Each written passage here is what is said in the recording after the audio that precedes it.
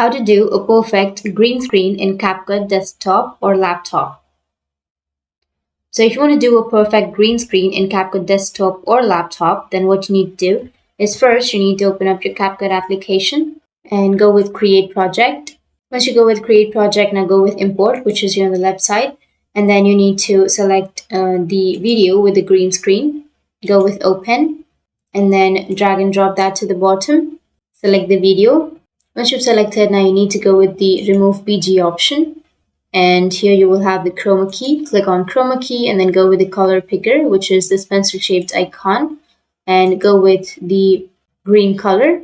Once you've selected, now you can simply scroll down, go with the intensity and select the intensity.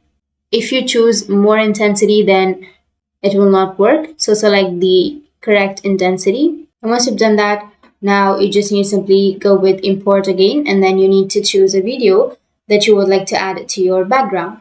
So click on import and then select the background image or the video. So for example, I'll be choosing a background video.